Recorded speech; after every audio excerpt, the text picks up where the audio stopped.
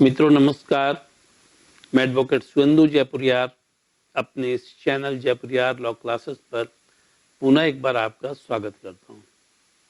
मित्रों, अभी 30 जनवरी 2023 को सुप्रीम कोर्ट का एक बड़ा ही ऐतिहासिक फैसला आया और वह फैसला आया है रेप पर। इस तरह के रेप पर यदि कोई व्यक्ति किसी को प्रॉमिस करता है शादी करने का कि वह उससे शादी करेगा और तब उसके साथ वो शारीरिक संबंध स्थापित करता है इस विषय पर, ठीक है। और सुप्रीम कोर्ट ने बहुत ही स्पष्ट तौर पर एक रिमार्क्स दिया है, बहुत ही अच्छा रिमार्क्स उसने दिया है। वह क्या कहा? It would be folly to treat each breach of promise to marry as false promise and to prosecute a person for the offense of the rape under 376 of the IPC। मतलब supreme court का यह कहना है कि प्रत्येक ऐसे वादे को, शादी के लिए जो वादा किया गया और उसके बिना किसी कंडीशंस को देखे हुए यदि यह कोई निर्णय दिया जाता है या फिर यह कंसीडर किया जाता है कि यह रेप है, तो सभी केस में यह नहीं माना जा सकता। और यदि सभी केस को हम यदि एक ही यार्डस्टिक से देखकर चलते हैं और यह मानकर चलते हैं कि वह रेप ही है, तो यह बहुत ही मूर्खतापूर्ण निर्णय होगा, ठीक है ना। ये सुप्रीम कोर्ट का यह कहना है, यह बहुत ही गलत निर्णय होगा। और अभी सुप्रीम कोर्ट ने इसी पर एक निर्णय दिया है। एक फॉल्स जो प्रॉमिस है मैरिज का, उसके ऊपर ही उसने अब दिया है फैसला। और फॉल्स प्रॉमिस के आधार पर जो रेप हुआ उसके आधार पर यह फैसला दिया गया है, ठीक है ना। लेकिन मैं इसके पहले आपको बता दूं कि मित्रों, जैसा कि आज आप लोग जानते हैं कि आजकल ऐसे रेप केस की बाढ़ आई हुई है जहां पर यह कहा जाता है कि उसने मुझसे शादी का झांसा दिया, मुझसे शादी का वादा किया और शादी का वादा कर मुझसे शारीरिक संबंध स्थापित किया। अभी मैं हाई कोर्ट में लगातार ही देख रहा हूँ इस तरह का केस जो आ रहा है। और इस तरह के केस मैंने, जैसा कि भी आप लोगों को मैंने कहा कि इस तरह के केस की बाढ़ आई हुई है। इसमें यह जो जजमेंट है सुप्रीम कोर्ट का, वो जजमेंट निश्चित रूप से एक लैंडमार्क जजमेंट साबित होगा, ठीक है ना, जिसने उसने तथाकथित बलात्कारी को रिहा कर दिया। यह केस है Naeem Ahmed versus state of NCT Delhi का है। 2023 में यहाँ पर यह फैसला आया और यह केस है 2015 का।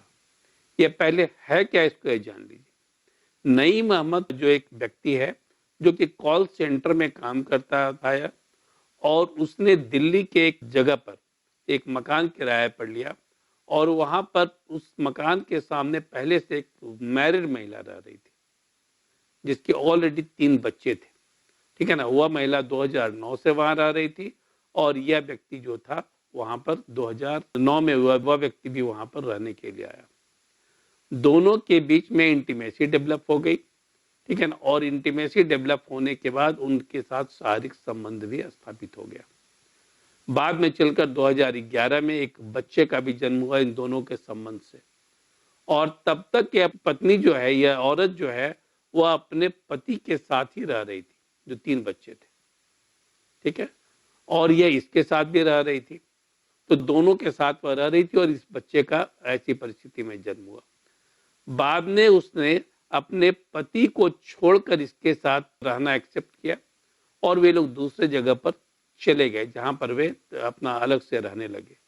2014 में इस महिला ने अपने पति के साथ म्यूचुअल कॉन्सेंट से इसने डिवोर्स ले लिया और अपने 3 बच्चों को पति के पास छोड़कर इसके पास रहने के लिए चली आई। अभी तक मैं आपको स्पष्ट कर दूं कि इनके बीच में कोई शादी इनके बीच में नहीं हुई थी और यह बच्चा जो था वह बिना शादी के ही इनके बीच में पैदा हुआ था। और यह महिला जो थी 2015 में उसने एक केस कर दिया जिसमें उसने कहा कि यह व्यक्ति मुझसे फॉल्स प्रॉमिस किया कि वह शादी करेगा और उसने बाद में शादी नहीं की और लगातार मेरे साथ वह शारीरिक संबंध बनाता रहा और उससे एक बच्चा भी पैदा हुआ। यहाँ पर लोअर कोर्ट जो था, उसने, जो द्वारिका का लोअर कोर्ट था, उसने इस महिला के वर्जन को सही माना और एक्यूज की किसी भी बात को एक्सेप्ट उसने नहीं किया, जबकि एक्यूज ने अपने 313 के बयान में, जिसमें एक्यूज का बयान होता है, उसने यह स्पष्ट कहा था कि वह महिला जो थी वह पैसे का डिमांड कर रही थी, हेवी पैसे का डिमांड कर रही थी, और जब वो पैसे का डिमांड पूरा नहीं हुआ तब उसने केस कर दिया, ठीक है ना। लेकिन लोअर कोर्ट ने उसके इस बात को एक्सेप्ट नहीं किया। उसने महिला के वर्जन को माना और ये कहा कि it's case of simply rape case, ठीक है ना। इसको उसने ये माना और उसे 10 साल की सजा सुना दी गई और उसके ऊपर कंपनसेशन 5 लाख रुपए का डाल दिया गया, ठीक है ना। कंपनसेशन डाल दिया गया 5 लाख रुपए का, और साथ ही साथ 50,000 रुपया फाइन भी उसके ऊपर लगा दिया गया। यह व्यक्ति हाई कोर्ट चला गया। हाई कोर्ट ने भी महिला के ही वर्जन को सही माना और उसने बलात्कार की बात को भी सही माना, और उसने सजा को सिर्फ क्या किया कि 7 साल तक किया, कम कर 7 साल किया, और साथ ही साथ कंपनसेशन जो 5 लाख रुपया था उस कंपनसेशन को उसने बहाल रखा, ठीक है ना, बहाल रखा। सिर्फ जो फाइन का अमाउंट था उसको 50,000 से घटाकर वो 5,000 रुपये कर दिया गया। अब ऐसी स्थिति में वो व्यक्ति एग्रीव्ड पर्सन जो था वो सुप्रीम कोर्ट चला गया। सुप्रीम कोर्ट ने यह माना, पूरे पूरे जब अपनी सुनवाई के दौरान यह माना कि प्रत्येक बलात्कार के केस को, प्रत्येक वैसे केस को जिसमें कि फॉल्स एश्योरेंस देकर, ठीक है ना, फॉल्स एश्योरेंस देकर बलात्कार की बात कही गई है, आरोप लगाया गया है, उसको हम बलात्कार की श्रेणी में नहीं रख सकते, ठीक है ना, बलात्कार की श्रेणी में नहीं रख सकते। यहाँ पर सुप्रीम कोर्ट ने कुछ पॉइंट को हाईलाइट किया, जिसमें कहा कि पहली बात यह है कि यह जो महिला है जिसने आरोप लगाया है वह मैरिड महिला है और 3 बच्चों की माँ है, और उससे पता था कि इसका कॉन्सिक्वेंसेस क्या होगा। उसने यह भी कहा कि वह अपने पति को भी धोखा दे रही थी जिसके पास वह रह रही थी, और उसके साथ वह वैवाहिक संबंध था, इसके बावजूद भी इसने इसके साथ संबंध को विकसित किया। तो यह जानते हुए भी संबंध को विकसित किया कि वह शादीशुदा है, तो निश्चित रूप से इसके पीछे कुछ लस्ट रहा होगा, कुछ शारीरिक लस्ट रहा होगा, कुछ वित्तीय लालच रहा होगा, ठीक है ना। और महिला ने यह आरोप लगाया कि उसके साथ लगातार जो संबंध बनाया जाता रहा, तो उसने, उस आरोपी ने उसे यह कहा था कि अब बच्चा हो गया है, बच्चा हो जाने दो, उसके बाद मैं शादी कर लूंगा।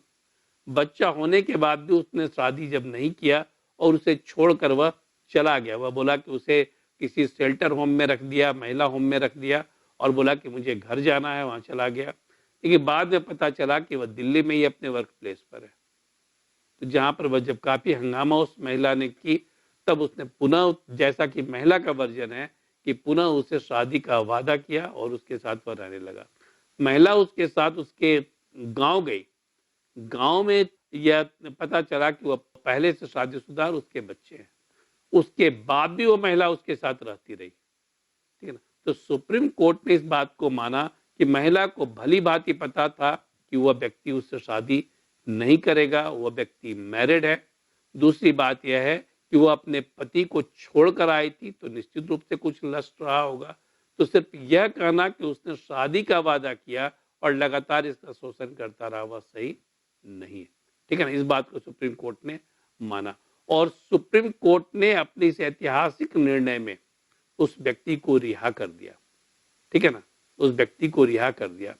उसने ये कहा कि 313 के तहत जो बयान दिया गया उसको लोअर कोर्ट ने कंसीडर नहीं किया, और हाई कोर्ट ने भी उस पर कोई भी विचार नहीं किया, और इस दृष्टिकोण से यह गलत है।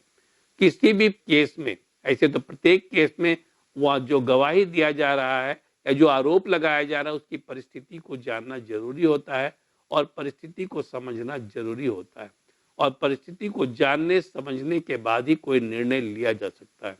यहाँ पर 313 के तहत जो एक्यूज का बयान हुआ उसको कोई कुछ भी कंसीडर नहीं किया गया, जहाँ जबकि परिस्थितियां यहाँ बतला रही थी कि वह व्यक्ति जो 313 के तहत उसने जो बयान दिया है, जो अभियुक्त है जो 313 के तहत बयान दिया है, उसमें कुछ न कुछ सत्यता है, और यह परिस्थिति जन्य है, क्योंकि वह महिला भली भांति जानती थी इन सारी चीजों के कॉन्सिक्वेंसेस को। तो इस कॉन्सिक्वेंसेस को जानते हुए भी उसने यदि उसके साथ संबंध बनाए, तो यह नहीं कहा जा सकता है यह जो फॉल्स प्रॉमिस के आधार पर किया गया था, ठीक है ना, फॉल्स प्रॉमिस के आधार पर किया गया था, इसलिए सुप्रीम कोर्ट ने उसे रिहा कर दिया। लेकिन कंपनसेशन का अमाउंट जो था वह 5 लाख रुपया, उसको सुप्रीम कोर्ट ने बहाल रखा और उस व्यक्ति ने हाई कोर्ट के आदेश के बाद ही वह 5 लाख रुपया जमा कर दिया था, जिसमें कि सुप्रीम कोर्ट ने कहा कि चूंकि वह उस बच्चे का पिता है, जो उस महिला से जन्म हुआ है, जिसका वो उस बच्चे का पिता है, इसीलिए उसके भरण पोषण की जिम्मेवारी उसकी है, इसलिए कंपनसेशन को खत्म नहीं किया जा सकता। लेकिन सुप्रीम कोर्ट ने इस ऐतिहासिक फैसले में उस व्यक्ति को रिहा कर दिया। तो मित्रों, यह एक लैंडमार्क जजमेंट है आने वाले समय के लिए, जहां पर यह बार बार महिलाएं जो है इस बात का आरोप लगाती हैं कि उससे शादी का आश्वासन देकर उसका शारीरिक शोषण किया गया, उनके लिए भी एक लेसन होगा जो गलत गलत जो आरोप लगाती है, और व्यक्ति जो गलत तरीके से फंस जाता है और उसके लिए एक थोड़ी राहत भरी खबर यह होगी। तो मित्रों, आज के वीडियो में इतना ही। उम्मीद करता हूं कि जो जजमेंट है जिसको मैंने एनालाइज कर बताने का प्रयास किया है वो आप लोगों को पसंद आया होगा, और यदि आप लोगों ने वीडियो को पसंद किया है तो इसे आप लाइक जरूर करें और साथ ही साथ इसे सब्सक्राइब भी जरूर करें। धन्यवाद।